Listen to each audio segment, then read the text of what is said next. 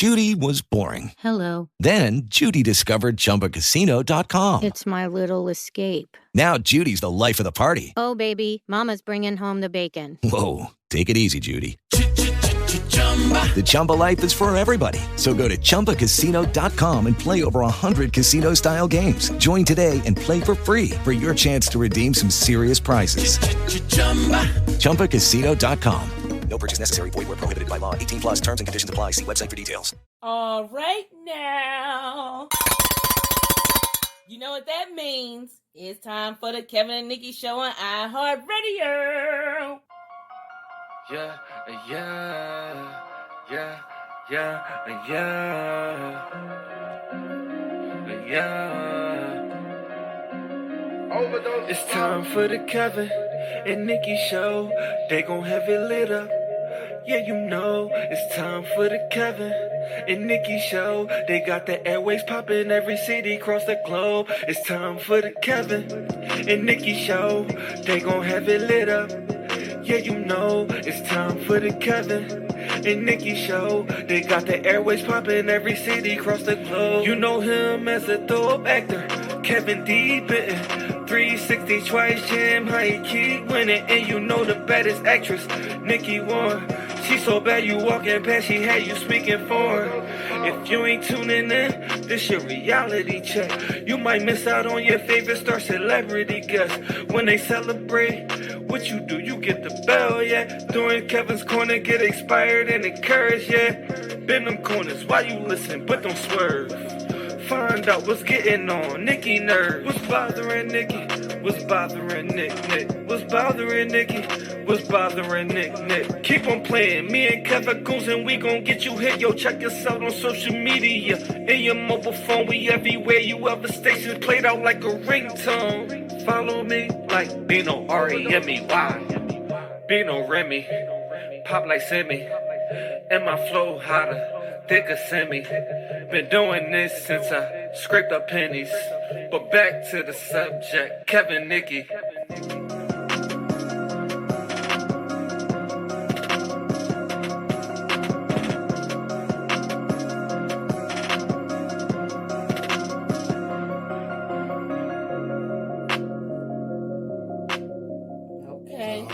Okay. All right. Yeah. Where Bino at, man? I know. Where Bino at, man? I'm gonna have to talk to him. Yeah, we got to get. Hey, Bing. Yeah, we got to reach out to him. We got to definitely get him to the Spiral Awards. Yes. On this month, March 27th. Yes. From what's it?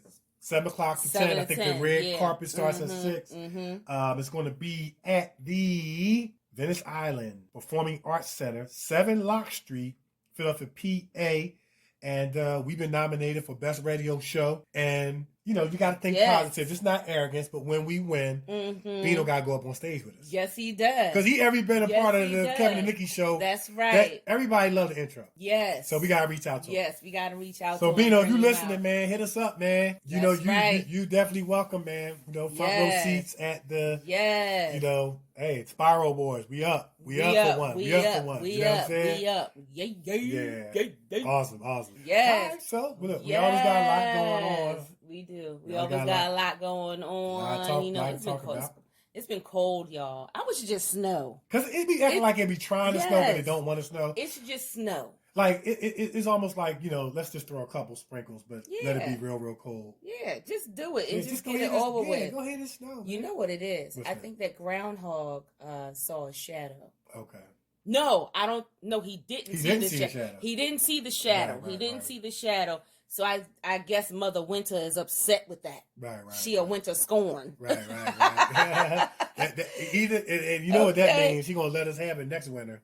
That's what that means. That's what that means. We might get a 30-inch blizzard like we did. What, 96? Oh man, remember that 30 inches? You couldn't even get out your door. Remember that? I remember that 30 inches of snow. Yeah. It took. How long did it take for that snow to finally melt? We had gotten all the way into. It was about a month, wasn't it? No, we had gotten all the way into July a little bit. Mm-hmm.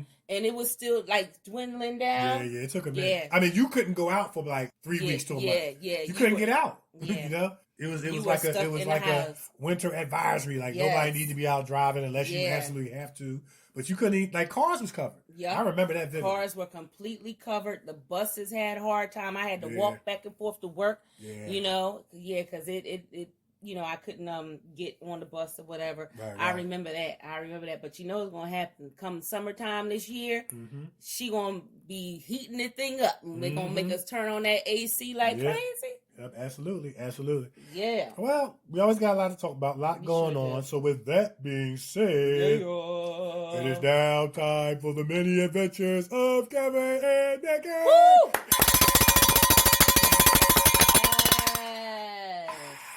Yeah, little sassafras. Yeah. Well, Nikee and I have been working very, very hard on our little 10-minute play that we're going to be showcasing yes.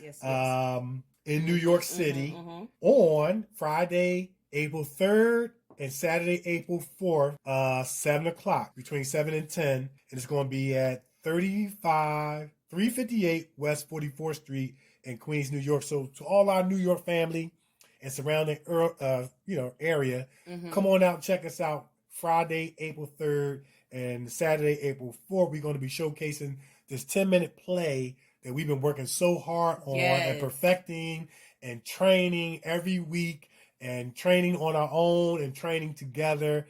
And it's coming along pretty good. Like we're adding little nuances to it and developing it and developing the characters. And I think you guys are really, really going to enjoy it. Yes, it's called the Blue Moon Travel Agency. Yep, that's it. Yeah. That's it. It's going to be good. It's going to be real, real good, man. So come on out. We'll be posting shortly, how to get tickets to it and things like bring your family, bring your friends. And then afterwards, come on up and say what's up to us. Yeah, you know what I mean? Say what's up. Say what's up. What's up? Ha. Yeah. Yeah. And of course, we're always staying on the grind, staying on our lines.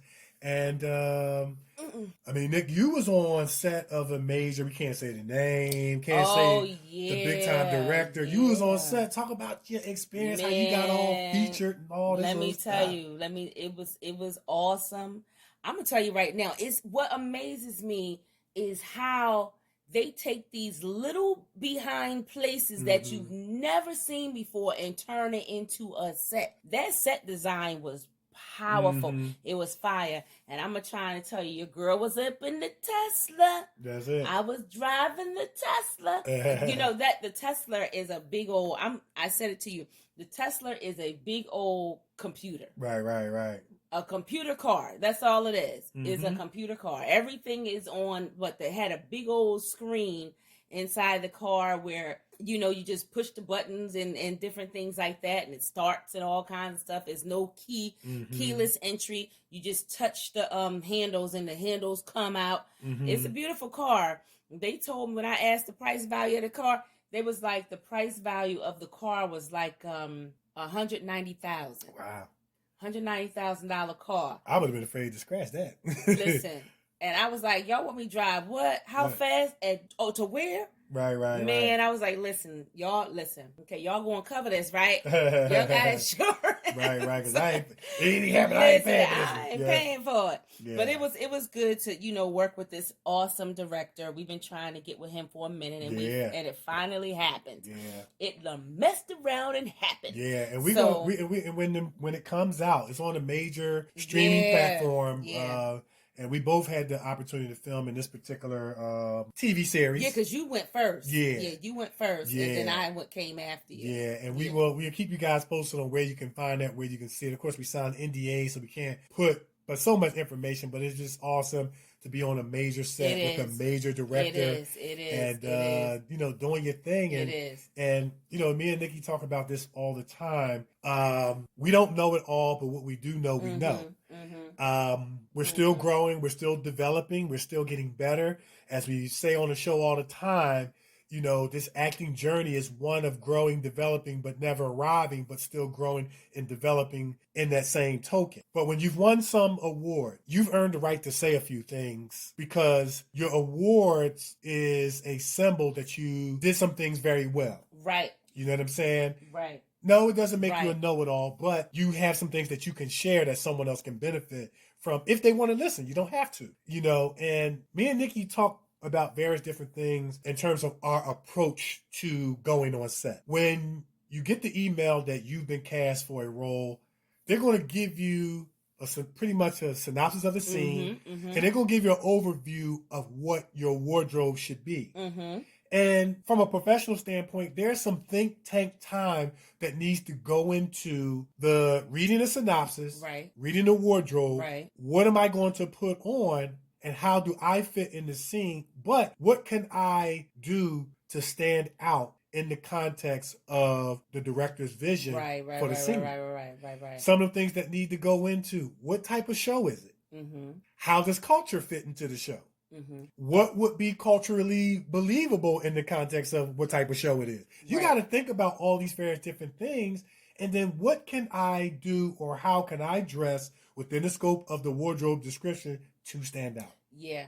And you did that. Yeah. And you ended up getting like upgraded. Yep. And now you're driving the Tesla. I'm driving the Tesla. And you were featured. Yep. Highly featured. Highly featured. And a nice car, and a nice car. Yes. And because of the type of role that you played, you have the potential to be called back to be a regular in that in that scene. Exactly. It was nice. It was a beautiful experience. And the food, man. Yeah. Listen, well, you ain't got to mention the food because I got into this thing for the free food.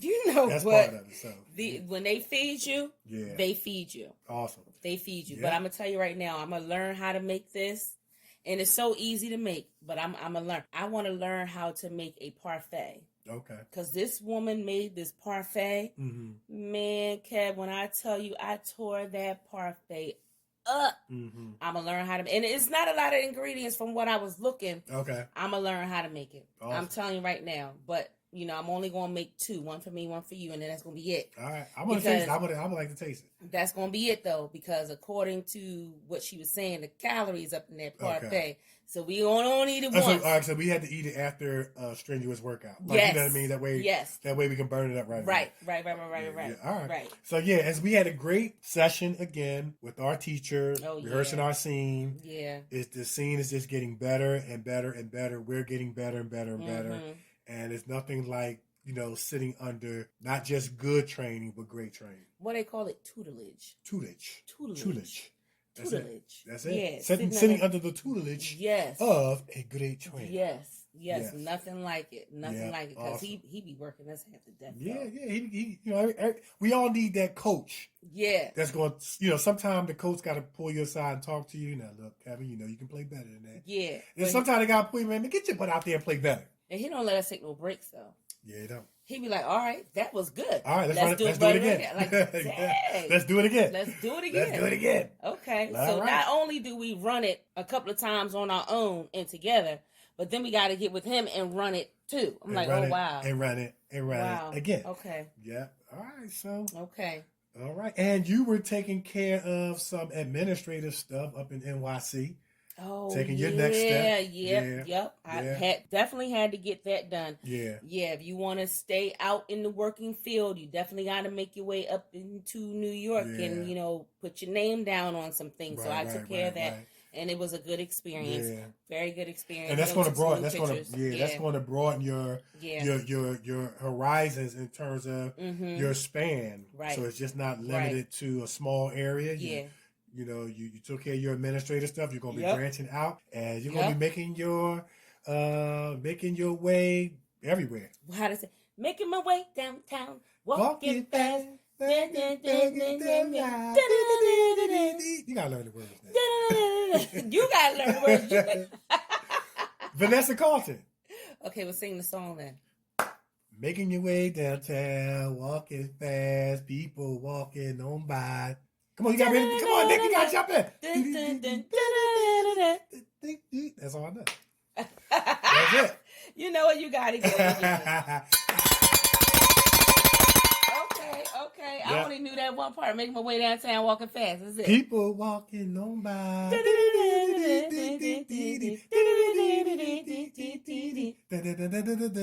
I want you. And I miss you.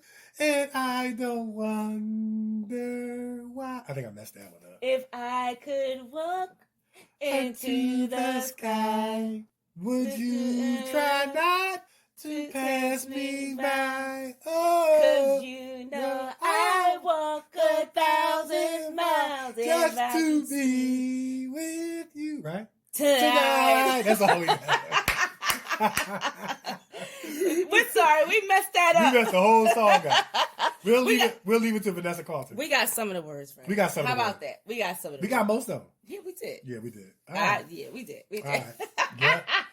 All right. So yeah, man. So we just always stand on the line, stand on our grind, always trying to grow and develop and keep it moving. You know. Yes, we do. All right. So you want to tell them where they can find us? Now you already know what time it is. All right. You go. I'll help you. No. All right. You do it. All right, guys. So while y'all on Amazon Prime, you can check out Single and Anxious, season 1, 2, and 3. I'm in season 3. I want to say episode 2, 5, and 10. Play Ronald. I got a daughter that I'm trying to watch out for. Got my own issues going on, trying to protect her. There's a lot of lies, lust, drama, all that stuff going on. Then they got the Coveting Witches on Amazon Prime. Check that out, man. They be rolling their eyes, and their eyes don't be coming back sometimes. You know what I mean? So they be casting spells and all that stuff, and Nick is the mama witch, or the auntie. You the witch. Auntie witch, but you play like a mama witch. Yeah, I do. You holding the house down, trying to keep everybody together.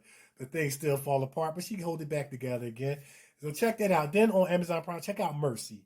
It's a good discussion piece about the killing of unarmed African Americans, and when you are in a position to get revenge or show mercy, what do you do? All right, then check out Emergency Landing. Find out what happens when relationships sometimes go good, bad, and ugly. You can catch me and Nick in that, doing our thing, putting our thing down. You're going to really, really enjoy it. And I think that's going to speak to some realities in life on many levels.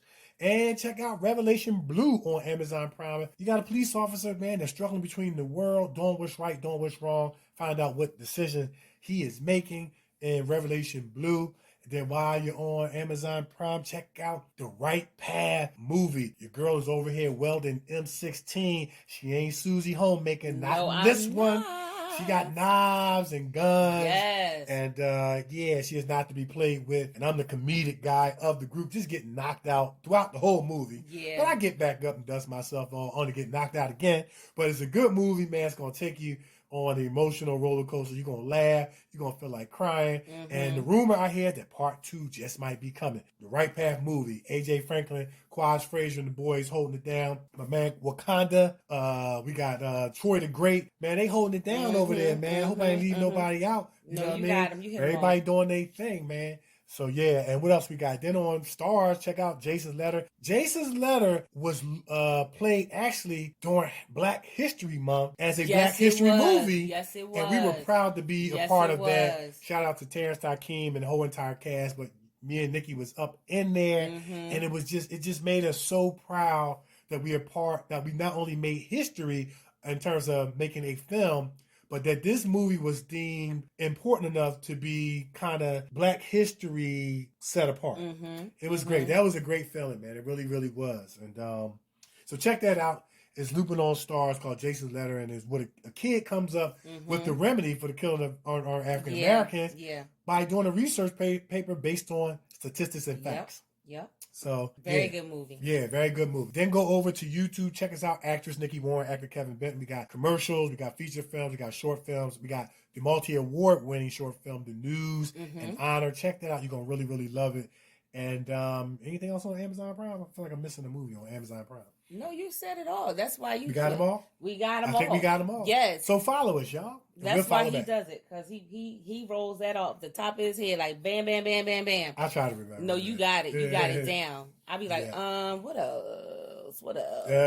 No, you roll it off. That's your job. I hear you. And then also go to mulattocap.com and continue to check out the latest updates on the Mulatto film that's coming that we'll be in as well. We'll be telling you guys more about that. Yeah.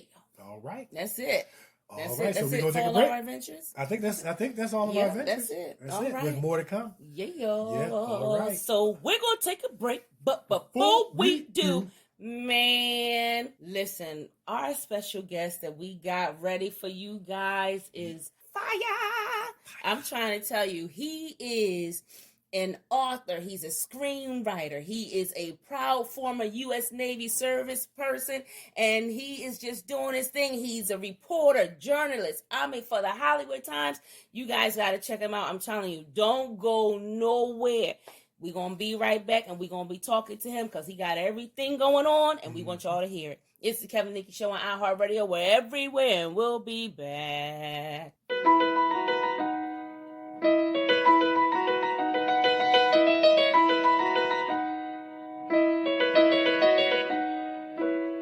Making my way downtown, walking fast, faces pass and I'm homebound. Staring blankly ahead, just making my way through the crowd. And I need you, and I miss you, and now I wonder if I could fall into the sky. Do you think time would pass me by? 'Cause you know I'd walk 1,000 miles if I could just see you tonight.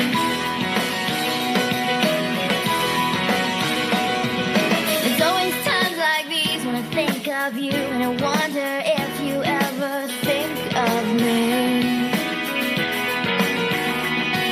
'Cause everything's so wrong and I don't belong, living in your precious memory.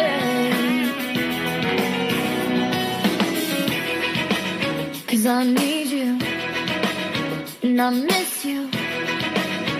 Now I wonder if I could fall into the sky. Do you think time would pass me by? Oh, 'cause you know I'd walk 1,000 miles if I could just see you tonight.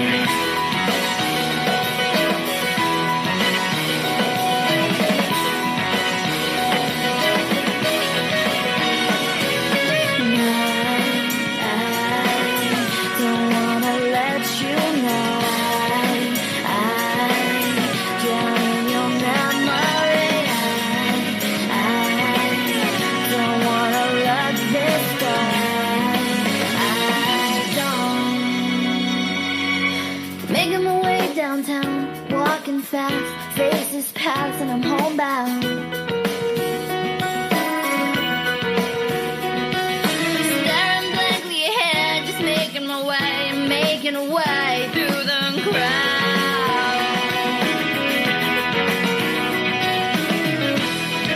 And I still need you, and I still miss you, and now I wonder if I could fall into the sky. Do you think time would pass us by? 'Cause you know I'd walk 1,000 miles if I could just see you. If I could fall into the sky, do you think time would pass me by? 'Cause you know I'd walk 1,000 miles if I could just see you. If I can just hold you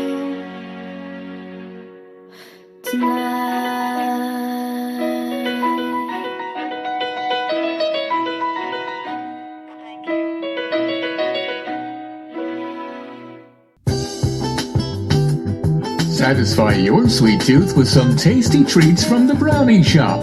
Fudge cupcakes, sweet potato pie, freshly baked bread, homemade ice cream, creamy chocolatey brownies, and much, much more. Check out their full menu on Facebook Brownie Shop or Brownie Shop 2019 Instagram. Get your next dessert from the Brownie Shop. Your sweet tooth will love you for it. Urban Elite Beauty LLC is an online urban beauty supply store that serves both men and women in urban communities. Our goal is to provide quality beauty solutions for our culture and community. Most importantly, we want to instill in our friends the importance of loving thy hair, loving thy skin, and to love thyself. Check us out on social media, on Facebook at Urban Elite Beauty, on Twitter at dbenton71, on Instagram at urban_elite_beauty, and for more information, go to our website at www.urbanelitebeauty.com or email founder and CEO David Benton at dbenton@urbanelitebeauty.com or call 609-217-5292. Check us out and see what the Urban Elite Beauty experience is all about. Well, we messed that whole song up, didn't we? Yeah. We did. So we ready for our special guest? We are ready. All right. Our special guest, as Nikee said, is an author, screenwriter, proud former U.S. Navy service connected disabled veteran of the pre-Gulf War era, 1980 to 1991, and freelance reporter, journalist, writer for the Hollywood Times in Los Angeles, California. Mm-hmm. He's been a volunteer for the Bugles across America since 2005, performing live taps for our fallen heroes in full Navy dress, blues, and plays for Memorial Day and Veterans Day. His current projects include his debut science fiction novel under his pen name called Future Cast. He's a great storyteller and visionary. He brings his wealth of knowledge of how to piece together the stories, arcs, and characters. He's a close-up magician and a published poet. His book was originally edited by Nan Gatewood Satter, who wrote the synopsis, which you can see on Amazon and Kindle. He loves creating stories with meaning and hope, as with his sizzle trailer called Abaddon. It's about honor, integrity, truth, and family. And if you guys love Star Wars, Star Trek, and Stargate, you're going to love this sizzle trailer that stands on his own 2 feet and carves out his own niche. He gets the job done. It is not afraid to meet and speak to total strangers and believes in networking. He's a great personal guy with a big heart and understands the art of creating value for a project. He is the driving force behind and the creator of Project Abaddon and is currently working on the sequel to Future Cast called Target of Darkness and a military movie he's pitching to Lionsgate, Grindstone in the fall called The Sacred Oath, the long line of which caused the executives at Warner Brothers he met with a month ago say, I want to see that. And he told her to make it happen. In here, it has a twist that you'll blow your mind and is not what you think. He is the father to a 12-year-old boy and the grandfather to a 14-year-old boy. He's been married for 10 years and has 3 dogs, 3 cats, grows orchards, all kinds of other plants, and enjoys cooking. With this space, we are talking about none other than Mr. Patrick Donovan. Woo! All right. So before we get started, Mr. Patrick Donovan, the super talented talent.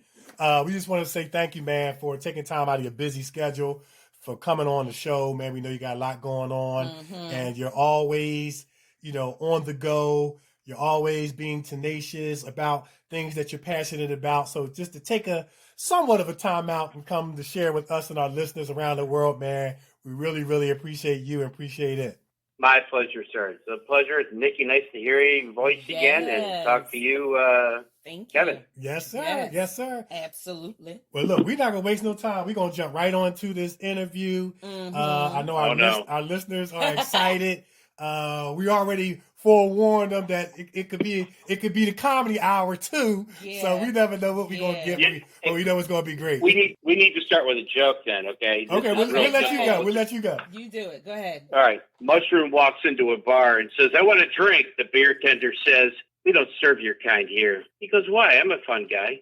Fun guy. Get it? He gets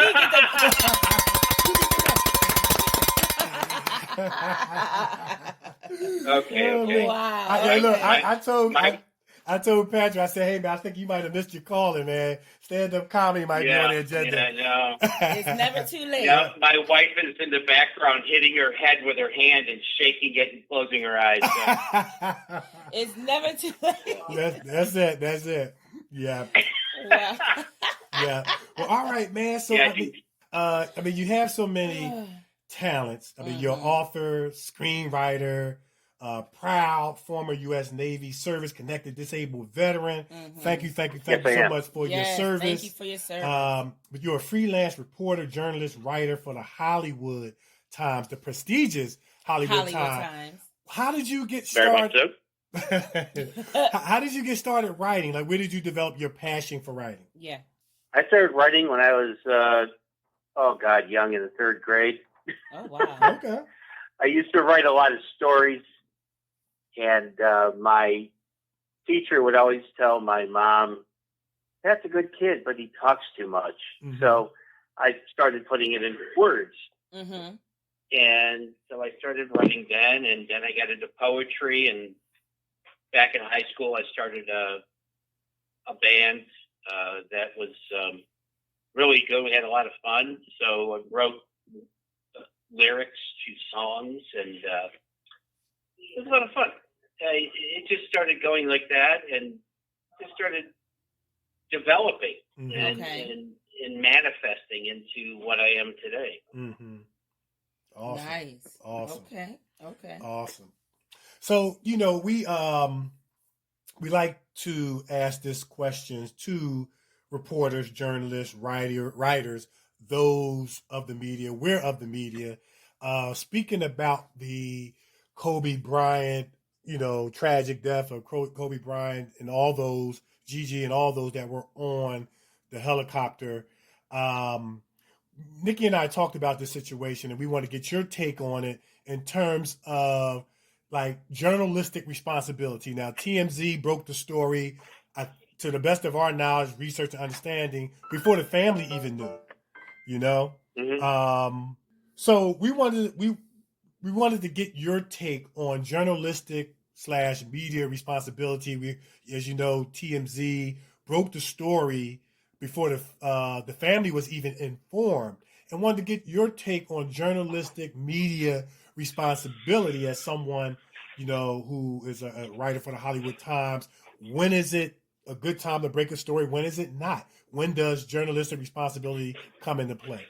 It's really interesting you say that, because I think there needs to be a way for the family to know first what happens before the journalism sticks it out there. Right. I think that's disrespectful to the family. I think it's too soon. And, I think they're all trying to get out there first and make it before the other one does. Right. And for me, I would never do that. And when I'm writing a review, like I just did one for Dwayne Wade, Unexpected Life, unbelievable story. Before I put it out, I sent it over to the publisher, and they're looking at it, and they review it for me first. And from that point of view, I'm able to get a better idea of what I wrote, make sure they're happy with it. And then I send it out. To me, that's important. Now, is there a process where what was written gets sent to the artist first, the individual first, so that they can look at it? They don't do that, and they should. But in some cases, let me explain with this other one I did for, it's called Mom, Mothers of Monsters. Okay. I just did a review for that, and I sent it over to the publisher, and they sent it over to the director. I said, would you please review this? And I didn't expect them to send it to the director, but they did. And she was really excited and helped me make some edits that were really important. And for me, that tells me I'm being a responsible journalist. Right. I'm being accountable, and I'm doing the right thing for the people I'm reviewing. Right. And to me, that's important. Like I'm going to do with you when I finish up the transcription. Right. I'm going to send you my transcription of our interview, You're going to review it, make sure you're happy with it. When we all agree, then we publish it. Right. To me, doing it that way is far more responsible than just sending it out there and letting the world see it. Because if you see something you don't like, you're going to come back at me and say, whoa, what did you do, man? Come on. Right. You screwed up. Yeah. I don't want that.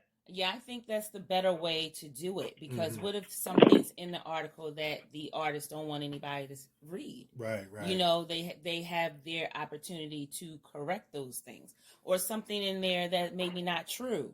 You know, they have the opportunity to make those corrections. You know, so I think I like that idea. I like that way. And you'll even catch maybe some grammatical things, and like I should have used an is instead of an R-A-R-E or something like that. And, you know, always a second set of eyes. Right. Proofreading is vital to Very a correct and responsible article. Right. Yeah. Absolutely. We definitely appreciate you sharing that. And also, you know, you mentioned about, you know, journalists who can sometimes act irresponsible trying to get the story out there first. And then to add to that, sometimes it's about ratings. You may have heard about the interview with Gayle King and Lisa Leslie. Yeah. And some of the questions that she was asking in connection to Kobe Bryant's, you know, life. It wasn't about the positive. It was about the negative, and that which could serve to tarnish his image. And then you had guys like Snoop Dogg chime in, and Snoop, I want to say he gave a respectable perspective. He may didn't say it the right way, but he gave a respectable perspective. Yeah. And I just kind of wanted to get your take. Of course, we're not taking, you know, shots at anyone, but, you know, why is it that some journalist, reporter feel the need to get the train wreck or the deep down, dark, dirty stuff, as opposed to celebrating life and, you know, those positive characteristics? Is it because negativity sells, or, you know, what's your take on that? Exactly. And I see that a lot. And, you know, you get a lot of issues where people write stuff. It's more negative than positive because humans like to see that carnage. Yeah. They like to see carnage in writing, carnage in life. How many times have you gone by and driven by an accident and you did the looky-loo? You turned left or right and tried to peek over and slow the car down. Oh, what happened? I want to see that. That's negative. Well, what about the positive? Is the person alive? Did they make it out? You know, I mean, who cares about what happened? We need to know about the life of the person, man. And I think it's more journalistic responsibility if you do the positive thing. So when I do reviews of films and documentaries, I see both, but I try to put the positive in everything I do. Because if I start throwing negatives out there, it's going to come back at me. Because karma is a B. You know that, right? Absolutely. And Kevin and I, we were so that's my take on it. Yeah. And Kevin and I, we were talking about that yesterday. People don't care anymore. People don't care anymore. Yeah. They want to get out whatever they can get out about you and go on about their business, make their money off of your hurt, your pain and misfortune, you know, misfortune, and going about their business. They don't care how it makes you feel. Absolutely. You know? No. People don't care about feelings. No. They care about money. Exactly. You know, and it's so interesting because, you know, we live in this day and age where we've become desensitized to death. We become compassionless. Where, you know, there's no more empathy, no more sympathy. But if the shoe was on the other foot, these very same people would play the victim. And it's this disconnect and disregard for others in the name of, like you said, making money, getting the story out there, advancing my career, you know, and things like that. But like you said, what goes around will definitely come back around. That's right. And, you know, I think people need to start thinking in that respect instead of like the almighty dollar. I just, you know, there's a lot more things that we're missing because the news is just entertainment. It's no more like Edward R. Murrow. It's not like Walter Cronkite or all the other great journalists of the past. And what we're missing today is, and you may not agree with me on this, but Al Jazeera TV for America, Al Jazeera America was on. And they used to put out real news. Now, I'm not talking about political stuff, but they would put out stuff. What's happening with water crisis in Africa as a continent as a whole? How are people doing water reclamation and bringing the ability to grow your own foods and be sustainable? Stuff like that. Do you see that ever on MSNBC, CNN, Fox, or any of those stations? Nope. No, you don't. No. Because they don't care. Right. It's not news to them. Right. And all of these people are just entertainers. That's it. Come prime time, when Fox happens, you've got Tucker Carlson, Laura Graham, I think that's her name, and you've got Sean Hannity. Entertainers. When I worked at the FCC in 1995-96, we found that the entertainment was more important than the actual news. So a lot of people were getting entertainment licenses as opposed to news organization licenses. So it's just, you got to be careful with that. Yeah. I remember when BBC used to do, show news everywhere, and then they started reporting stuff. And they BBC America was great. Yes, it was. What happened to it? Yeah, exactly. What happened to it? Yeah, ratings went down because people lost interest because it didn't encompass the train wreck, like you said. The negativity and the guess what happened. Did you hear what happened? News and all those things. Yeah. And the whataboutisms. Yeah, that's it right there. He got to get the bell. You get the bell, Pat.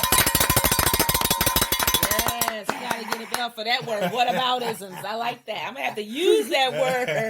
That's right. I'm going to have to use that seriously, word. It's sad because there's a lot more news out there than what we're seeing. We have 50,000 homeless veterans across the country. There's 500,000 homeless people across the country. And I just saw an article that San Jose, let me see if I can find it here because it was really important. Here it is. San Jose opens first tiny home community for formerly homeless residents. Wow. Oh my God. Wow. They got these little tiny houses. They live there. They have a community bathroom. The inside has a bed, a desk, closet, and it's a transitionary location for people that are going to homeless to getting a home. Right. Wow. So it's fantastic. Absolutely.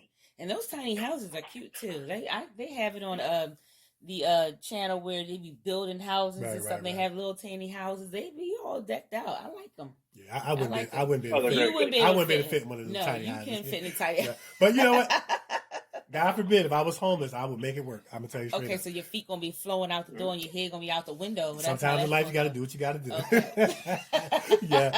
Yeah, man. But look, Pat, we really appreciate, your take on it as a professional, as an expert in your field. Yeah. And, definitely sharing that. It's just so important, for people out there who are a part of the media, radio stations, newspapers, journalists, writers, and things like that. And, we all need to rally together and hold one another accountable for just being more journalistically responsible. Yeah. But I want to switch gears. Man, you got so many talents, man. We got so much to talk about. So you are, you got your science fiction novel under the pen name Future Cast. Tell us a little bit about that, how that came about, and tell us a little bit about it. Well, Future Cast is a 10-year love or labor of love, and I started writing it back in 2004. Okay. And I just really wanted to write something I'm passionate about, weather. And so it came into that, and it took me a while, a lot of edits. It went to Nan Gatewood-Satter, and she looked at it in 2008, gave me some 25-page, review of it, which really helped me drive it to where it is today. Okay. It's on Amazon and Kindle now. Nice. So it finally came out, and I really like it, and I really like the way it did. It was the very first novel I've ever written. So I'm really happy with it. It could be better. There's a lot of other things that I could change, but I had my two other writers helped me with it, and I was real happy with the way it came out. Would you like to hear the synopsis?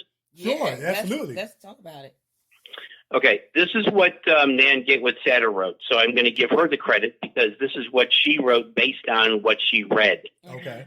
Harold Keeley, a television weatherman, stumbles onto a system to control weather after his friend and business partner who designed the system mysteriously dies in a car accident. Oh, wow. Unbeknownst to him, the system also has weapons applications, the development of which have been paid for by a power-hungry billionaire businessman and supported at the highest levels of the U.S. government. When Keeley experiments with the system in order to increase his television ratings, the results are deadly, and the ultimate ramifications threaten the very future of Earth. It's up to Keeley and a doomed NASA astronaut abandoned in space, and a former undercover operative recalled to duty for one last mission to disable the system and remove the threat of an imminent planet-wide catastrophe. Nice, Wow. nice. Wow, That is nice. That sounds like a movie, a book turned into a movie in the making. It could be, yeah. Yeah. Yeah, I like that. It kind of got that the X-Files kind of feel to it, too. It does. I can see a movie being made out of that. Yeah. I can definitely see a movie being made out of that. I'm actually working on the sequel called Target of Darkness. Yeah, so I was going to ask you about it's that. been working on that I've been working on that for a number of years too. So between doing all the chores I do at home here, which I don't do enough of them, that's why your wife and doing my daily job. There you go. So, like, where did you get your you said you wrote that something you were passionate about. Where did you get your passion for weather and that kind of theme? Did you ever? I've always loved weather. And for me, it's just been something that is, I enjoy watching and predicting. And I used to work with the one of the local weather people back in D.C. where I was there. And I worked with the National Weather Service and, just not as a consultant, but when I was in the Navy, I was doing weather plotting for the morning op intel briefs because weather is very important to the military. Mm-hmm. And so we had to plot everything about low and high pressure systems, the ice melt in the Arctic, which now it's gone. But, it's imperative that we know what's happening so we can plan mission critical things that are going on. Gotcha. But for me, weather is kind of cool, man. It's a lot of fun because it's always changing, ever evolving. And, we can go into an entire dissertation about, climate control and all that. I'm not going to do that. Okay. Now, you ain't the one who be outside chasing the weather around, are you, with your little stick up in your hand trying to find a hurricane? Chasing the tornado? No. I got my foil hat on. Okay. And I've got a couple of posts in the backyard with wires connected, so it rotates the weather around my house. Got you. See, my wife likes it warm. Okay. Now, I'm gonna tell you right now, if I was a weather reporter, I would be reporting from a bunker in California about the bad weather in Philadelphia because I'm not gonna be standing on the beach in the middle of the tornado like some of them do on the news. Yeah. Oh, I love that. Oh, I would watch them in the hurricane, and the reporters are standing out there holding on to a telephone pole for dear life. Right. And the guy back in the studio says, "Well, what's it like over there?" Right. Like you can't see. It's windy. Yeah, right. And I can't hold myself onto this telephone pole, and I'm going to be taken away into the ocean. Right. Wow. Like you see my feet up in the air. You know what I mean? Yeah. You see it all the time. Yeah. What was that Exactly. movie? I think I would say something more colorful now, but that would not be appropriate for this particular interview. I got you. Wow. What was that movie Meg Ryan played in? Twister. Yeah. That's it. Twister. You know what I'm saying? Yeah, Twister. That movie was crazy. Yeah, that was there. Let me see. The Day After Tomorrow was good. Yeah. That was good. Day After Tomorrow. That was good. And it's just a lot of fun. But I love the synopsis of the book, and interestingly enough, none of us want to experience catastrophe, but yet we have this interest in it. Yes. Volcanoes. And San Andreas with The Rock, and we have this interest in catastrophe. What do you think? And I think it's going to be a huge following, for this topic. Like, what do you think is this interest that we have as people about catastrophe? And I'm gonna qualify as long as it's happening to somebody else. Yeah. Well, there you go. Catastrophe brings people out because they want to see other people and what happened to them. Right. As long as it doesn't happen to them. Right. Wow. And, you can get off into the entire thing about San Andreas and the Cascadia subduction zone and all that.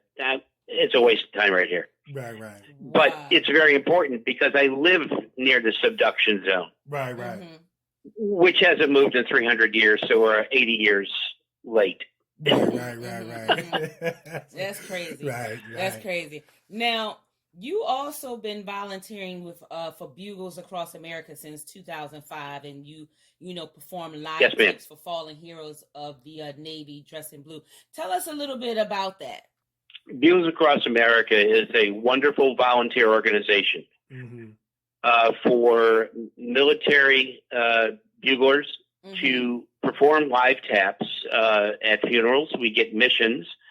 We accept them if they're nearby, and I go and play taps either at a memorial ceremony or at an actual cemetery. Oh, wow. And then I play taps here local at the cemetery here on Memorial Day, and I do something at Veterans Day. Oh, wow.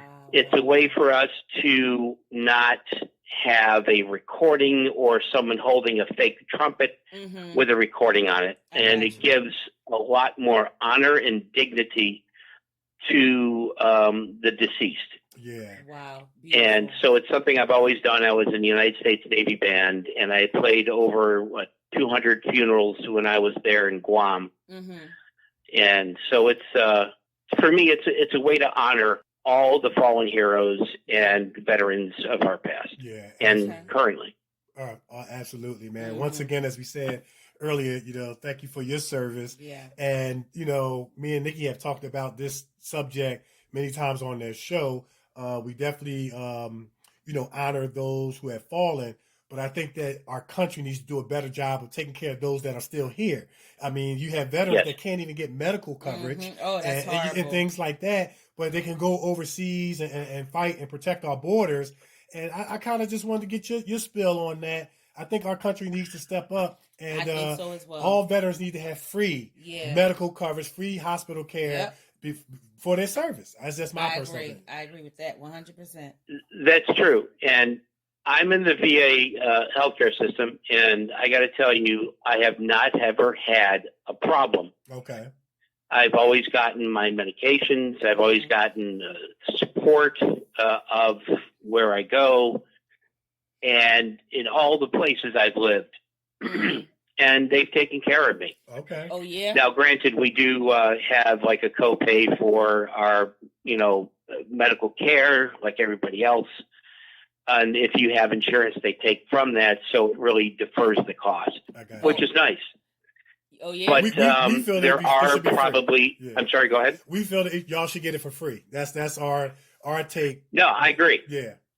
Yeah, we should. And it's just going to take a legislation, and with the current situation in the Hill, it's not going to happen.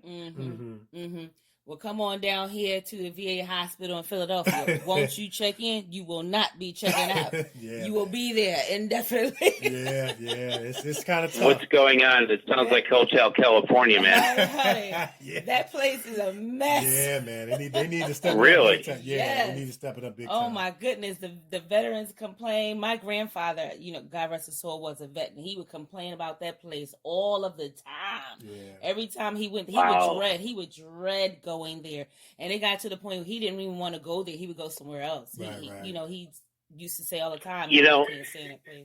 My wife and I watch SEAL Team and on CBS, and there's a plug for that show because they did an episode or two about the VA and the system, and they even had them afterwards say, if you're in crisis, please contact blah blah blah. And one of the characters had taken his own life because of traumatic brain injury. Mm-hmm. And the VA wouldn't give him the help he needed because it wasn't listed or documented when it actually happened. And so I got to tell you, it's something that needs to be corrected. Yeah, Yes, absolutely. it is. Yes, Absolutely. it is. It sure is. It Absolutely. definitely is something that needs to be corrected. Absolutely. And the other thing is, I did a review for a movie called From Shock to Awe Okay. and PTSD. Okay. And it's about these two guys over in Denver, Colorado, who were on almost 90 medications a month. Wow. And they nearly took their lives 3 times. Their family men. They came back from Afghanistan, and it was sad to watch. But what they did is they went through another alternative medicine route that is helping them. And it's amazing to see that they're off all those medications and they're not using the VA's system to do it. Wow.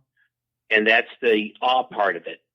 Yeah, and I appreciate you, sharing that, because that's the story of encouragement, inspiration, and hope, that, their current situations and, the issues that they're dealing with isn't the end all be all, that there is a way to get back to, let's say, normalcy, if you will, in life and things like that, so.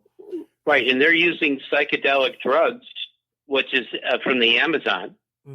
Oh, wow. That they went through a 3-day thing in Florida that they were able to get out all the pain. Okay. And now they use it rarely to stay on an even keel. Right. And so it's an amazing story. You should read the review. I'll send you the link to it. From Shock to Awe. It's unbelievable. Awesome. Wow. Yeah, absolutely. And we know that we live in an day and age where, mental illness is a big issue. Got a lot of psychotropic medication that people are taking, that can help them get back to living a normal life. But, 95 to 98% of mental illness goes undiagnosed because people, generally don't go get help. And so, we appreciate you writing about stuff like post-traumatic stress disorder and bringing awareness and ending on the hope piece, because it's not a death sentence for people who are going through that. Right. I appreciate you once again being journalistically responsible and, bringing out the inspiration and encouragement. Man, we definitely would love to read that that article and even, post it as well and share it. Want to switch gears, man. We got to talk about this awesome trailer that you made called Abaddon. Now, I watched the trailer, and I'm going to tell you, man, I absolutely loved it. Thank you. Yeah, for those that don't know, we're going to post it in our show page so people can see. It's kind of cross between Star Wars, Star Trek, Stargate, but it's got its own flavor and it stands on its own 2 feet. Talk about what brought that together. You got some amazing actors up in there. Tell our listeners a little bit about that. We're going to post it in the show so they can see it. It is fantastic. I'm telling you. Right. Project Abaddon Rise of the Destroyer is a passion of mine. I started in 1999. Okay. And I've been writing it ever since. And then on December 3rd, 2013, a wonderful producer called and said that they'd like to help us make the trailer. That happened to be the anniversary of my father's passing in 1987. He was 55 and passed away from lung cancer. Sorry to hear that. And so we went to Paramount Studios on the 24th of January 2014, had a table read of the script, and I sat there and listened to these actors and actresses cold read this thing. And it was unbelievable for the first time to hear my words come out and be acted. And it just was, wow, man, I wrote this. Wow. So then we went to Laurel Canyon Studios in 2014 and shot the sizzle reel that you saw. And that is 25 to 27 scenes, took 14 hours. I actually broke my foot on the set. I happened to walk into a 12-inch crevasse on one of the parts. It was dark. And luckily, the 4 metatarsals on my right foot broke, but they didn't move. So I was lucky. It'd have to be the same time that Harrison Ford broke his foot when he was shooting Star Wars. So. Oh, wow. Okay. They had his knee. They had bend his knee and hold it up with a brace or something. And they showed him only half of him. Okay, gotcha, yeah. But anyway, Abaddon is a great, fun, exciting story about an AI engineer who's a notorious recluse and discovers clues about the mysterious last mission of his late explorer father. And he has to join a crew of misfits and set off into unexplored regions of space to desperately search for an ancient alien artifact and destroy it before it annihilates all life on Earth. Oh, so wow. that's it. Oh, that sounds interesting. And I'm telling you, that sounds very interesting. I'm telling you, when you guys see the trailer, and it definitely sizzles. They call it the sizzle trailer. It definitely sizzles. The wardrobe, the set.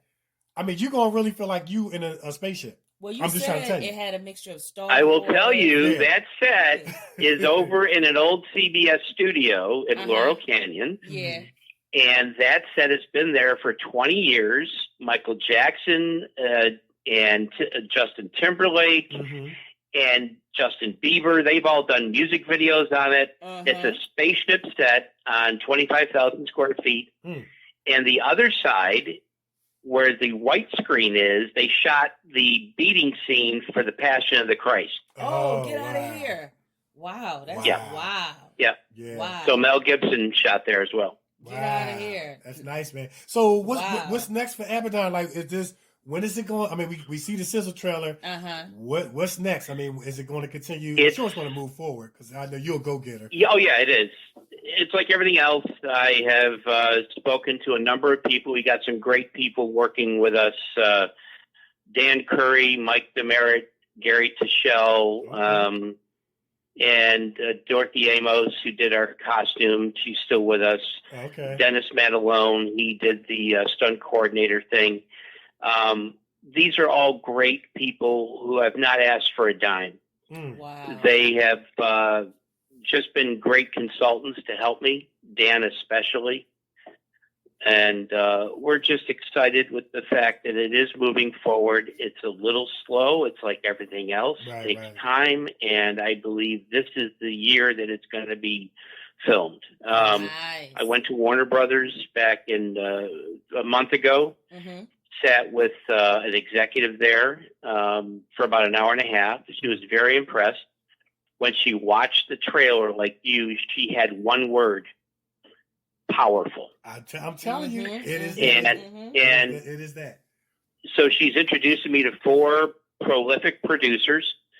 I can't name them, but they are very prominent in the industry. Okay.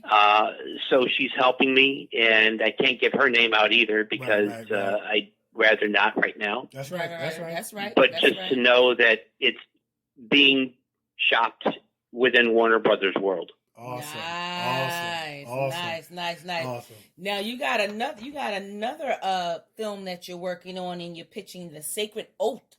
Tell us a little bit about that. Yeah, that's something that is in. That is another passion, and I could tell you the log line, but I'd rather not right now in this day and age. That's right. It's a little controversial. Yeah. Okay.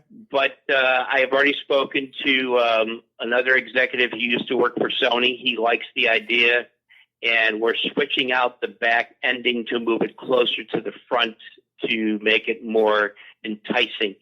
But it is a very controversial film. Okay. And I'm going to be pitching that to Lionsgate and Grindstone come fall as part of the Veterans in Media and Entertainment organization, of which I'm a member. This organization helps veterans break into the business. Nice. And Lionsgate and Grindstone is very veteran friendly. So they allow us to come in and pitch without a agent, manager, or any vetting. Get out of here. Awesome. I like that. Awesome. And I can't wait to see this because you said it's not what you think. It's going to blow our minds. I'm ready to be mind blown. That's right. And I think people are looking for something different. Yeah. Mm-hmm. And it sounds like this is going to be it. Yes. Love it. You know, and when I went to see this executive at Warner Brothers, I asked her specifically why the constant reboot of all these superhero things, like the Batman is coming out with Robert Pattinson and Matt Reeves is directing it. Mm-hmm. And I said, you're starting over again? Right. And she says, we have to, because we have all these new audiences growing up and we want to bring them in. Mm-hmm. I said, but don't we have streaming now? They can just watch and catch up. Right. That's true. They can binge watch nowadays. But apparently the studios look at it differently. Right. Okay. Right. Yeah. They just did a new Chucky recently. You know. Oh no. They just recently did. I know. You know what I mean. A new Chucky. They did a new Chucky. I want to say this past summer. They did, or maybe 2 summers ago. We was watching Chucky when I was little. Yeah. You know. I remember. Yeah, and they did another Halloween. I think Michael Myers needs to pick another holiday because he still haven't caught and killed his sister or whatever he's trying to accomplish. They're still doing another one. Yeah, how many Batmans have we had already? We had... you've had the original one. Yeah. And then you've had the West. Remakes with Christopher Nolan did them with Christian Bale. Christian Bale. Now you had the ones with the Justice League where Ben Affleck was Batman. Yeah. And I got Robert Pattinson going all the way back to the beginning as an origin story. Yeah, it's been quite a few of them. And I got to say this. I'm not knocking anyone's opportunity, but I just can't. I can't see Robert Pattinson like, I'll bust you in your mouth. You know what I mean? Like that tough guy. Yeah, have you seen the... Yeah, I know. Yeah. Have you seen the screen test of him in the bat uniform? No. I'll send you the link. It's... Oh, my goodness. It's weird. Don't tell me. I saw it. I liked them in Twilight. Oh, you did? It looks weird. Yeah. Send it anyway so Nikki can see it. Yeah, it does look kind of weird. I liked them in Twilight, but that was just Twilight. Yeah, because that's it. You don't really see him as this kick butt, tough guy, hard voice. But I guess it's acting. Part of being an actor is being able to pull off the character. That's what I'm going to say. Cinematic liberty. So let's see. Let's give him a chance. Let's see what happens. He might can pull it off. Yeah. He might can do it. You know who the best Batman was? Who you think? Who would you say? And you're not going to probably like that, but Adam West. I was going to say Adam West. I know. Come on. And I did a review. Most definitely. Yeah, I did a review and went to Adam West Day last September in Walla Walla, Washington. Mm-hmm. And Cliff Young, who is the authorized Batman lookalike, was in uniform and owns a Batmobile. Mm. And it's signed by Evel Knievel on the dashboard and Adam West. Wow. And it is right down to everything where he can inject propane into the back turbo and it blows fire out the back. It's unbelievable. Right. Man, that other guy was pretty good too. The actor who played in Beetlejuice. Burt Ward? The one who played in Beetlejuice. He was Beetlejuice. Yeah, I know you're talking about. Oh, yeah. Michael Keaton. Yeah, he was good too. He was good. But let me tell you this. Adam West is a legend. Adam West was the one that started. But, Pat, I got to ask you this, man. Talking about the Adam West era, I could never understand why did the Joker, he had a gun, right? But he would always put Batman on a saw, trying to put him in a hot cup of tea. Why did he just shoot him? And that would have finished him off. He had to put him on the railroad track. It would have ended the series. Yeah, exactly. He's the Joker. He makes you think you're going to do it one way, but it's another way. Right, but then they would take him all the way to the blade, and then they would take a break, and when you come back, it was 40 feet back again. Yeah. And I guess it was just for that era. But I was sitting there the whole time as a kid, like, well, why don't you just shoot him? He got a gun. No, you can't do that. I know. Yeah, I know. Do that. It was horrible. But it's just what Hollywood is. It's a build up. Right. I would come home from school when I was 6 and 7. We'd turn on this ball with a 15-inch TV, and my brother and I would watch Batman in black and white. Right. Yeah. And remember the pow and boom, and they would put the words out. That was classic, man. That was classic. You ain't gonna find nothing like that today. Yeah. You ain't gonna find I had an opportunity to interview Burt Ward at the Batman Day or Adam West Day back in September. Mm-hmm. It was virtual. Wow. It was a lot of fun. Matter of fact, I'll send you the link to the video on the Batman Day I did. Right. Okay. Awesome. Nice. Awesome. Yeah. Now, Pat, we had a conversation, man. I thought that it was very, very noble of you to share your perspective as it pertains to African Americans in the industry in terms of opportunity and things like that, diversity. Mm-hmm. If you could just share that. I know if I try to share it like you do, I'm going to mess it up. Mm-hmm. But I just thought that was so honorable and noble of you to share about the African American plight in the industry, in the world. Mm-hmm. If you could just touch on that a little bit about that perspective, man, take it away. My personal opinion is that I think African Americans have suffered a lot, and it's got to stop. And this really further solidified that thought of mine, because when I watched D-Wade last night, they showed the problems that happened. The killings, the Chicago, Trayvon Martin, if I got his name correct, and all the other African Americans that were killed for no reason. Yeah. Well, a lady was killed in Baltimore for walking her baby in a stroller. Why? What's going on, man? Yeah. Yeah. This is out of control, and that it is. It's got to stop.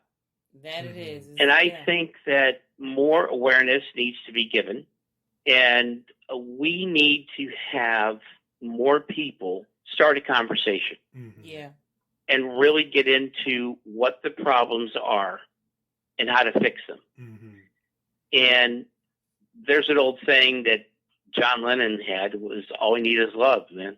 Yeah. Yeah. Yeah. And find out why all these killings are happening. I think talking to the people that are doing it and starting to get into depth of what's missing in their lives and try and fix it, and find out what they really want in life, and then start addressing those issues would be the first thing I would do.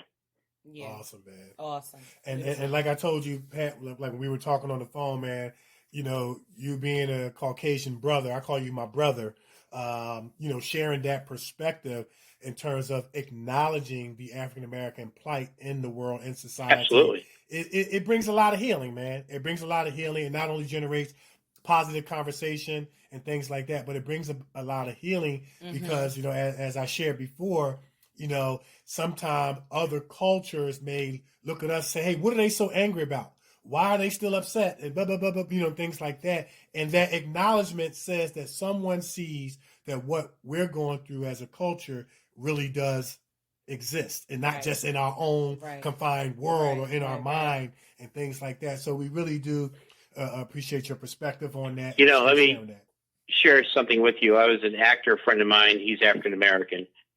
He was sitting outside Paramount Studios in his car and waiting for a friend. And up comes this police officer, said, what are you doing here? Had his hand on his weapon. He said, I'm sitting waiting for my friend. He says, why? Because I can do that. Like, he was just harassed for no reason. And he told him, he said, do you have a warrant that you want to arrest me for something, for sitting while being black? Really? Wow. And it just, what is this? Wow. Yeah. I mean, and that's it. Why is it happening? What is it? Yeah. Yeah. What's the root cause of this problem? Right. Absolutely. What's the? I still think it's a hatred. That's it, man. Oh yeah. That's it. That's the bottom line of it. That's it. We got like you said, like John Lennox said, got to spread more love, man. Yep. Spread more love. Well, listen, man, you've been a phenomenal guest. Yes, he gotta get the belt. You get the belt, Pat. He get the belt.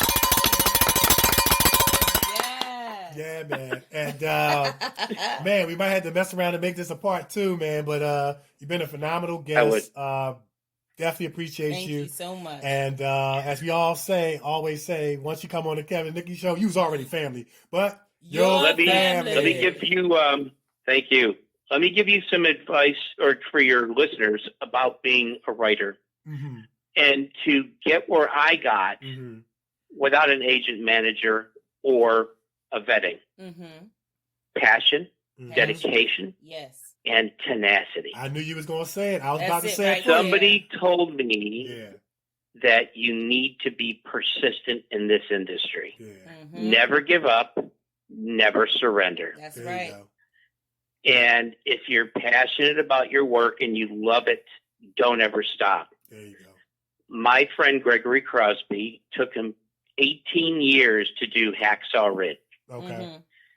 3 years before they shot it, Mel Gibson called him, was crying when he read the script. Wow.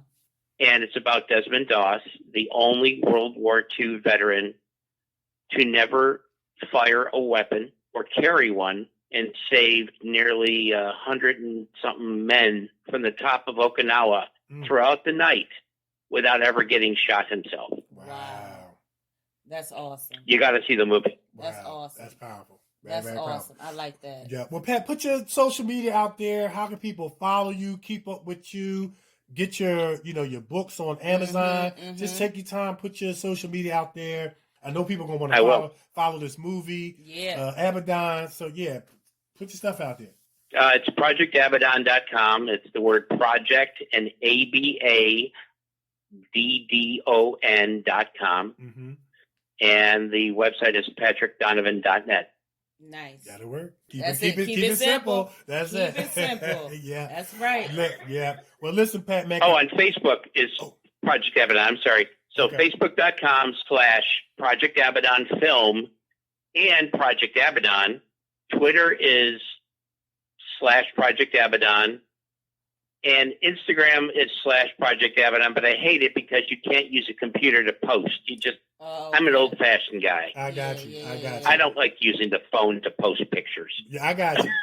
That's old school. You know what I mean? Well, you may have to step into it. Yeah, now. we got to change with the dynamics of the time. Yeah. You gotta give it the time. All right, maybe I'll hire you guys to post pictures for me. How's that? we got enough pictures to post, but we'll help you out, man. We don't mind helping you out. Give it the Appreciate time. it. Hey, listen, I owe you your transcription, so I'll get that done within the next day or two, and then you guys can review it. Okay, cool. That'll work. Well, look, Pat, stay in touch. We're going to stay in touch, man. Continued success and blessings to you, and we'll be talking to you soon, man. Yes. Thanks, Kevin. Nikki, it's a pleasure, ma'am. Yes, thank you. Always a pleasure. Awesome. All right. Take care. Bye. Yeah. Okay. Bye. Man, he was awesome. He awesome. Pat is awesome. He is so awesome. He got to get with times, though. Sometimes you need that phone. You be posting stuff from the phone. You need to be able to do that. Absolutely. Yeah. But man, just a good-hearted guy. A lot of gifts and talents. Yeah. And I was going to mention that T word, tenacity, because Pat is the type of guy that will, go get it. Yeah. And then get it. Yeah. He's getting in front of big people at Warner Brothers and things like that without an agent. Without someone, being a go-between. And that's hard to do. And that's hard to do. That's very hard to do, but he's doing it. Y'all better take the lesson. Yeah, and I'm telling you, when you guys see this trailer, you're going to be like, this is what's up. It is that good. It definitely sizzles, as they say. Nice. But, man, he's doing this thing with the Hollywood Times, and, he's doing big things, man. Nice, and he's one of them guys that, he's one of the guys that you would write in their yearbook, waiting for you to do big things in life. And under the yearbook picture. Yeah. And he's doing it. He's doing it. Nice. Beautiful. All right. So that was great stuff. Great stuff. Yep. Yes, it was. Okay. Right. So we're going to take a break? We're going to take a break. Yep. We're going to take a break, and when we come back, it's going to be time for news and sports. Scholars Professional Editing Firm consists of a specialized group of academic doctors, editors, and statisticians that keep doctoral candidates moving through the academic doctoral process by providing one-to-one group mentorship and all-inclusive editorial services that produce writing advancement that result in exponential movement. The scholars conduct line-by-line editing, proof and copy editing, university-specific format compliance, and substantial done-for-you service on the following documents: doctoral thesis, dissertation, capstones project, research studies, research proposals, and oral defense preparations and presentations. The Scholars Professional Editing Group keep you moving. For more information on editorial service or doctoral accelerated mentorship programs, visit www.thescholarsedititing.com. That's www.thescholarsedititing.com, or contact Dr. Haynes at 281-315-6053. All right. All right. All right. Very good interview. Yeah, very good. Very good interview. Very good interview. Yeah, very good. He got a lot of things going on. Very good. Mm-hmm. All right. All right. So now it's time for news and sports. All right. So this is one of those sports stories, but it's a somber one. Mm-hmm. Even more specific, a sad one. So there was alleged report that deputies leaked graphic pictures from Kobe Bryant's crash site. Yeah. Los Angeles County Sheriff deputies allegedly leaked graphic photos from the helicopter crash site that killed NBA legend Kobe Bryant, his 13-year-old daughter Gianna, and 7 others last month, according to the Los Angeles Times. The department told the Los Angeles Times on Thursday that the matter is being looked into. It's not clear who specifically took or leaked the photos in question or how widely they were shared. One of the sources told the Times that the sharing of the photos of the crash scene and the victims' remains was the topic of a discussion among first responders 2 days after the crash. The source said he saw one of the photos on the phone of another official in a setting that had nothing to do with the investigation of the crash.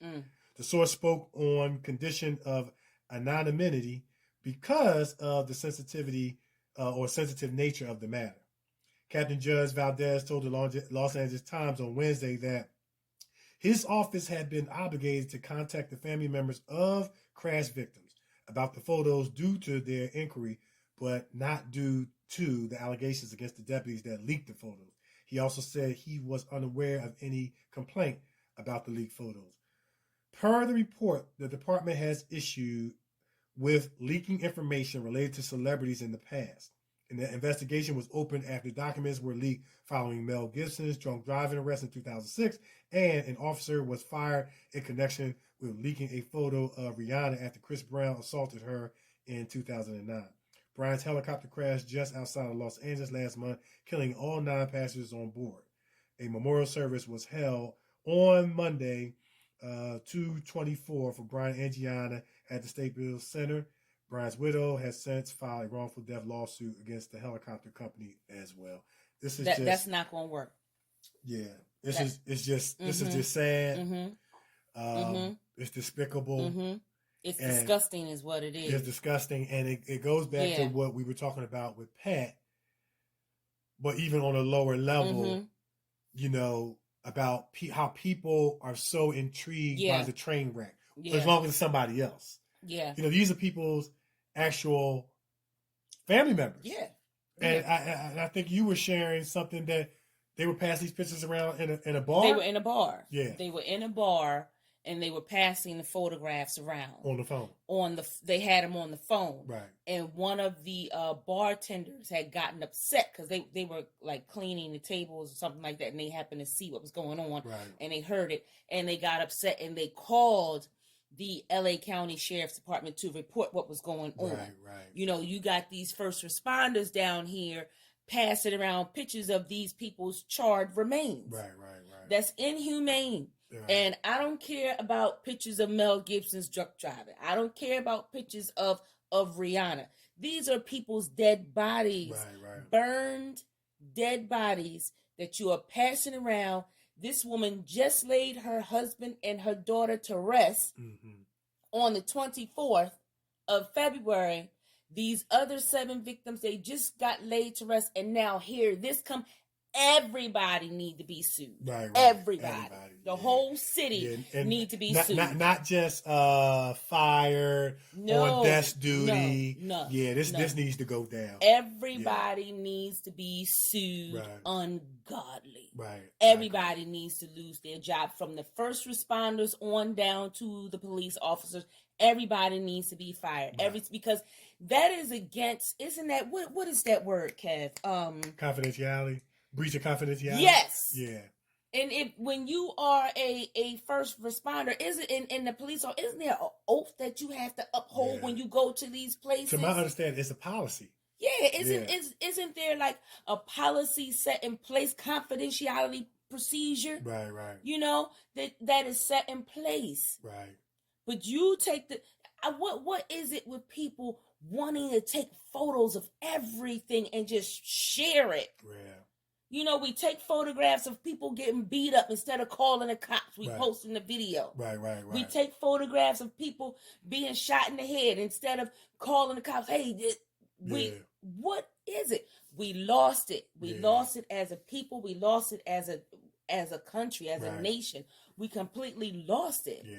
We are a sad people. Right. Very sad. And then one, you know, and like we talked about earlier, people only care as long as it's somebody else's family member, somebody else's misfortune, somebody else's loss, somebody else's train wreck. But when it's them, you know, then they're going to cry victim, and you know, things that their rights and all this sort of stuff, and it's just sad. Now, my thing is, what are y'all planning on doing with the picture? Exactly. What are y'all planning on? What you want somebody to see how badly they look? Right. Come on, man. Why don't I just take a picture of your mama and just post that? Right. You know, to that point, Nick, I remember talking to a juvenile kid because you know, just want to talk to him. Got my degree in psychology. I want to understand what are you thinking, but why are you thinking what you're thinking? Yeah. And talking to the juvenile kid, he said that he liked robbing women. And I asked him why, and because I wanted to hear what is going on in your head that would make you come out your mouth and say something like that. Right. He gave his perspective why he liked doing it. So me wanting to challenge his thinking and his belief system and said, okay, well, how about if me and you get together and rob your mom? Oh, I had to kill somebody, then I had to kill. And what it showed me is that there's a disconnect. It is. We have a disconnect when it's somebody else's misfortune, loss, hurt, pain. But then when we're hit with the reality of it could be you know, their own personal hurt, pain, and loss, then you got a problem with it. Yeah. And if you got a problem with it when it's you should have a problem with it when it's somebody else. That's what I'm saying. It's a lot of mental illness floating and it's connected with mental illness. Disconnect is connected with mental illness. It's a lot. It really is. I'm going to infer. Yeah. You don't care about nobody. You mental. Right. I'm just going to say it. Yeah, you're mental. Yeah, because there's a lack of empathy, lack of sympathy, a lack of compassion, and lack of empathy and sympathy and compassion is connected. It is connected with various different mental illness diagnoses. Yeah, you mental. Yeah. You're mental. Yeah. You know, so that doesn't make any sense. I don't understand that at all. I really don't get that. Like you said, what is the purpose? Right. What is the purpose of sharing those photos? Like, what is it going to do? Right. Are you giving it to somebody who has magic who can bring them back? Well, my guess is this is just my educated guess. Or are you laughing at them? Well, that's possible too, because you know there is a evil part of our human existence. But my educated guess is when people do stuff like that, more than likely there's a financial gain agenda somewhere. Maybe I can sell these pictures, blah, blah, blah, blah, blah, blah, blah, get money for them. That's a possibility too. Yeah. But that's all I have in sports, man. That was a tough one to report. Man. I would have preferred to, report what was going on in the NBA and all that other stuff, but I just had to share that. Yeah, inhumane. It's sad. Very sad, man. We stopped caring. We stopped caring about others. We stopped caring about, and I'm going to stop saying we, because I ain't like that. I ain't like that. And either. You ain't like that. Right. Y'all need to get yourselves together. I'm serious. Oh my we as a people. Yeah, we as a people. I mean, my God, it's just like, man. Yeah, we lost. Man. It's like we're headed, or we may even be in a cannibalistic mentality in terms of this generation. Yeah. You know what I mean? I'm telling you right now, them first responders, those police officers who did that, y'all going to hell in a handbasket. I'm serious. Y'all going to hell in a handbasket. So if somebody did that to their mother, they would, oh Lord. Ooh, they have a fit. Listen. That's, oh my God. Yeah. That's. All right, let's move on. Let's move on. Well, in other crazy news, former lineman for the Cleveland Browns, Greg Robinson, and 26-year-old former NFL player Quan Bay. These brothers are going to jail. They could face up to 20 years in prison for guess what? Say what, Ken? What? They got caught at the border with 157 pounds of marijuana. Wow. 157 pounds, man. What y'all gonna do with all that weed? Wow. They were gonna, they're gonna sell it. I don't know. But they were trying to get from one place to another, and they got caught at the border. So Quan is 26. 20 years in jail, brother. You done. You done. Yeah, you just ruined your life. Yeah. Ruined your life, ruined your career, and Greg, come on, man. Come on. You ain't NFL. Where's the NFL money? Mm-hmm. You know what I mean? What don't you get endorsements or something from that when you doing stuff? Come on. Right, because you have to look at it like, the salaries vary in the NFL, but you're still in the top percentage in terms of lifestyle, in terms of finances. Like you would not be considered middle class. Right. You know what I'm saying? Right. And Quan is young. He's 26. I mean, he can go with another team. Right. Not now. Right. Not now. Not now. Marijuana. And you know what? That's the thing that kind of bothers me. Because there are a lot of people out here that are working hard to try to make it into the NBA, the NFL, things like that, Major League Baseball. And you have these super talented athletes that get there and blow it. And there are people that would love to be in their shoes and would make good of the opportunity, and it's just sad, man. All the training and all the camps you went to and all the investment and all the hours of this and practice, and it's thrown down the drain because of one bad decision. I don't get it, man. I really don't. I don't get it. I never understand it. We are not dying, but we are waiting very patiently to get put in different positions to be able to, provide for our families and different things like that. Provide a better life for ourselves, for the people around us, grant opportunities, be positive, be role models, be examples and stuff like that. And here you have it. And you just throw it right down the drain. Yeah. Sad. I'm going to infer mental illness. That's what I'm going to do. Mental illness. I'm going to infer mental illness. And mental illness is not anything to play with, but it seems like a lot of people got it. Right. Yeah. Oh, and real quick, y'all be careful. There are cases where the coronavirus, they believe is going to be airborne because a lot of people in the U.S. are sick, and they haven't even been near anyone who has the coronavirus. So they're trying to say that some of the people who actually had the virus, I guess, snuck off or whatever, but be careful. Make sure you take your medication. You start feeling sick or whatever, get to your doctor immediately. Man, I'm going to start having to wear a hazmat suit, man. Listen. Like on E.T., remember they was wearing the white hazmat suit? Man, because it's like so much stuff going on out here. So much stuff. Yeah, get to your doctor. Just don't feel safe out here, man. You don't. Yeah, get to your doctor. You feel anything, get to the doctor and let them know, hey, I'm not feeling well, whatever, so that you can get checked out.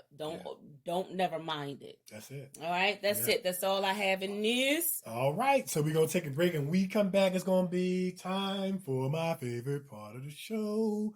We're going to find out what else is bothering Nikee. This is the Kevin and Nikee Show on iHeartRadio. We everywhere, and we'll be right back.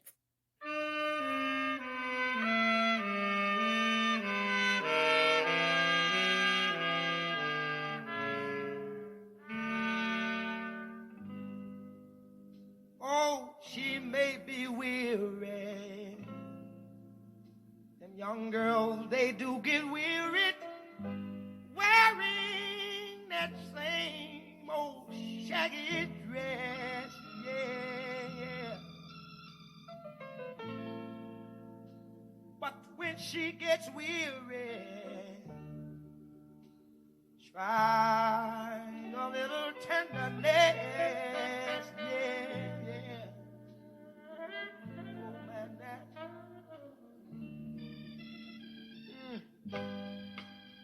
You know she's waiting, just anticipating for things never, never, never, never forget, yeah.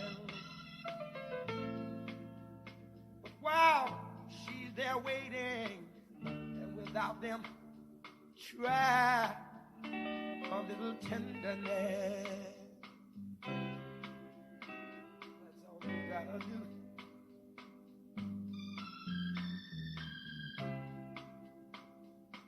It's not just sentimental, no, no, no. She has her grief and care, yeah, yeah, yeah. But the soft words, they are spoke so gentle, yeah. It makes it easier to bear. You won't regret it, no, no. Some girls, they don't forget it. Love is their whole happiness, yeah.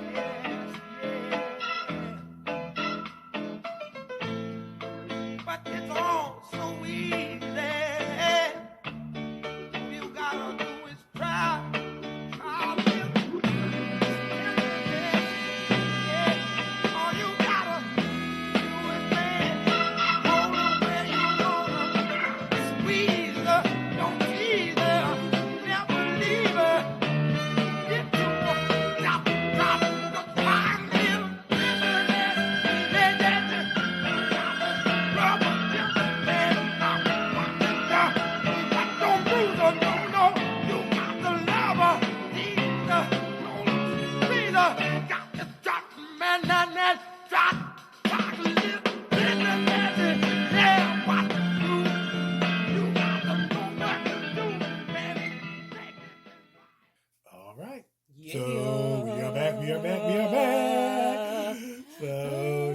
Time to find out what's bothering Nikee. What's bothering you, Nick? Well, you know what? Nothing was really bothering me until just now with the story. You know, that's we like our special guest said. We have to get back to loving each other. You know, we have to get back to that, and we have to get away from walking around like zombies, like we don't care about anything. Right. You know, people are hurting. People are losing their loved ones so senselessly. Right. And all we are doing is just walking around like we don't care. We don't care. We don't want to go hug anybody. Hey, sorry for your loss. We don't want to do that. When Kobe died suddenly, and Gigi and the 7 others, the outpouring was so beautiful. I haven't seen that in a long time. Yeah. I mean, people everywhere was flying from all over. I saw some people from Philly, you know, flying down to LA, you know, to pay their respects to this legend, you know. And then you turn on the station, other places, they're talking about it, they're crying. You know, that was a very beautiful moment. Of course, you know, tragic. Given the situation. Given the situation. Given the tragic situation. It was tragic. But just to see people come together, we have to get back to that. Right. That part of it. Not the tragedy. But right. And while people are alive. You know, not always in the name of death and repasses and stuff like that. We got to get back to that part. Checking on our brothers is, hey, bro, how you doing? I haven't seen you. We got to get back to that part and put an end to this. I don't care about him. I don't care about her. She was going through something, whatever. She'll get through it. We got to get back to actually praying for one another like we say we're going to do. You know how they be in church. Oh, I'm going to pray for you. Right. And no prayer is rendered. Right. But then again, you don't want everybody praying for you. That's true. I'm just going to say that. You don't know what kind of... everybody can't get one through. Listen, you know what I'm saying? I'm just saying, you don't know what kind of spirit is attached to that person. So, you know, you may want to, like, thank you, keep your prayer for yourself. You know? Yeah. That's another sermon for another day. No, brother, I'm good. Thank you. Right. But we have to get back to caring about people. Yeah. Caring about others. Yeah. But here's the thing. If you don't care about others, because I believe in that proverb that says, those that show mercy shall be shown mercy. Mm-hmm. You know what I mean? And for those that don't, if you don't care about others, you're going to care about your own situation when life happens to you. Let me tell you something. Try going to a funeral and ain't nobody up in there. Mm-hmm. You know what I mean? That's a sad funeral. You ain't touched nobody's lives and nothing. Don't nobody care if you died or not. Right. You know, try that. I don't think you would want that. Right. I don't think you would want that. You so know, let's get back to caring about Get folks. back to caring about people. It's okay. It doesn't cost you anything. Right. It doesn't cost you nothing. It doesn't have a price tag on that. Get back to caring. Get back to loving on people. You know, I guarantee you it'll bless your life. That's it. That's all I got. Yep. That's good stuff. That's it. All right. So we're going to take another break, and when we come back, it's going to be time for my favorite part of the show, Kevin's Corner. It's the Kevin and Nikee Show on iHeartRadio. We're everywhere, and we'll be back.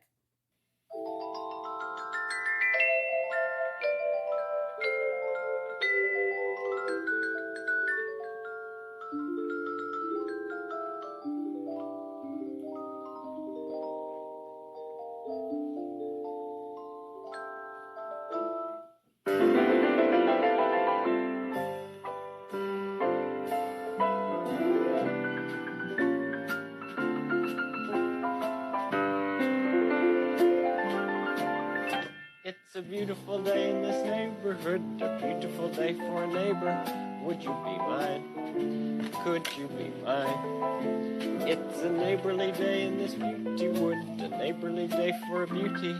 Would you be mine? Could you be mine? I have always wanted to have a neighbor just like you. I've always wanted to live in a neighborhood with you. So let's make the most of this beautiful day. Since we're together, might as well say, would you be mine? Could you be mine? Won't you be my neighbor? Won't you please? Won't you please? Please won't you be my neighbor? You're listening to the Kevin and Nikee Show on iHeartRadio. All right. So, let's go. So now it's time for my favorite part of the show, Kevin's Corner. All right. So, it's just confirmation. Like, I kind of love it when our guest brings up topics. We bring up topics during the interview. Yeah. Kevin's Corner and What's Bothering Nikee comes later in the show, and it's all tied together. I don't know what Nikki's going to share. She never knows what I'm going to share. We're unscripted, and I think that is a part of our show that makes it what it is, where you kind of don't know what you're going to get, but you know you're going to get something. You know what I mean? And something good. But we're going to keep the high vibration train moving. Choo-choo. And so we got 2 more characteristics. We're in the 47th week. Wow.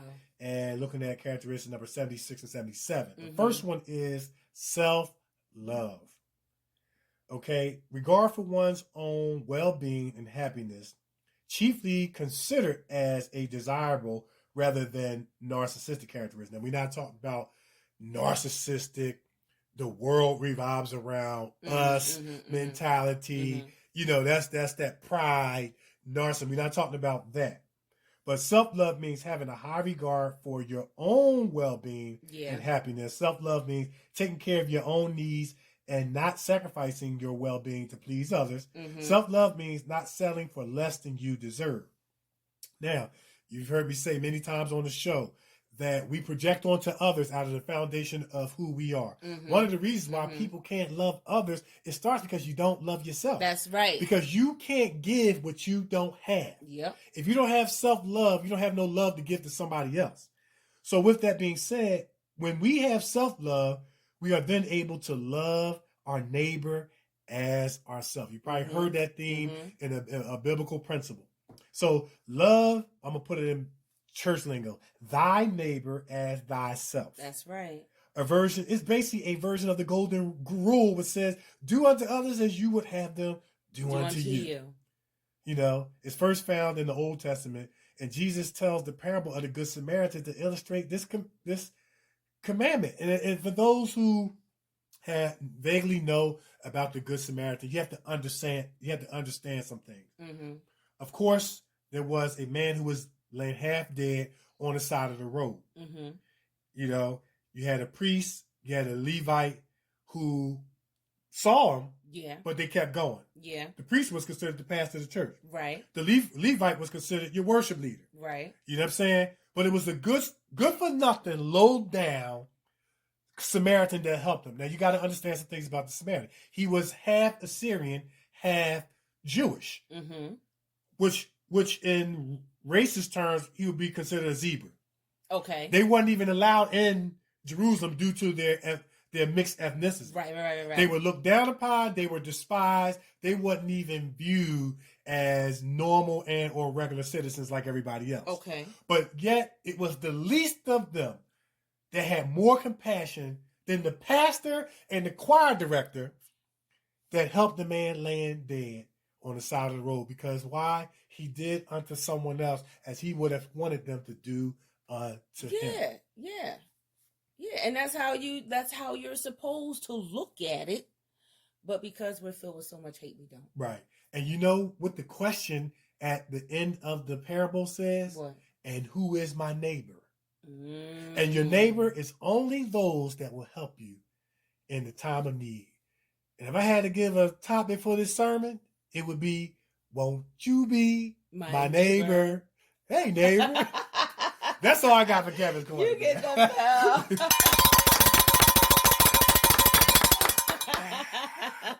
That was cute. That was it. That's all cute. I got. I like that. That's That was all so I got. cute. That was so cute. I like that. Big fan of Mr. Rogers. Yes. I like that. Yes.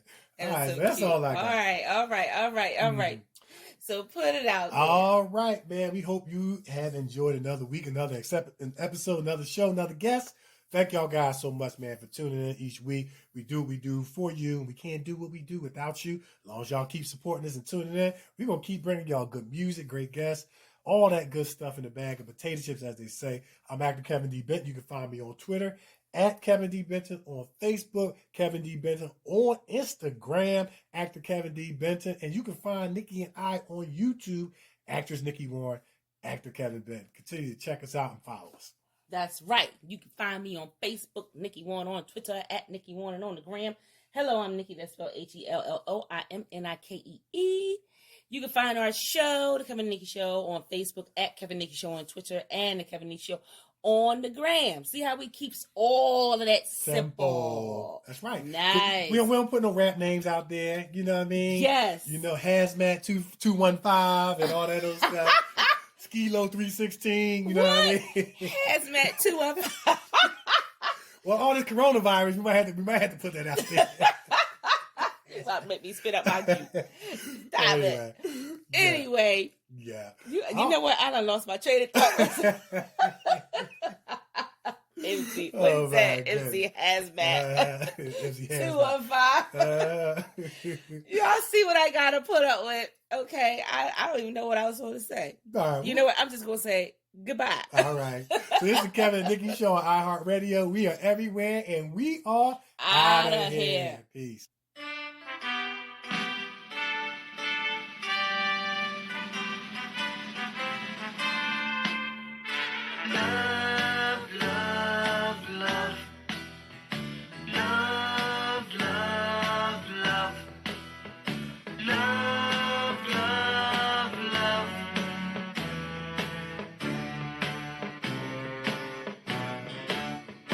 There's nothing you can do that can't be done.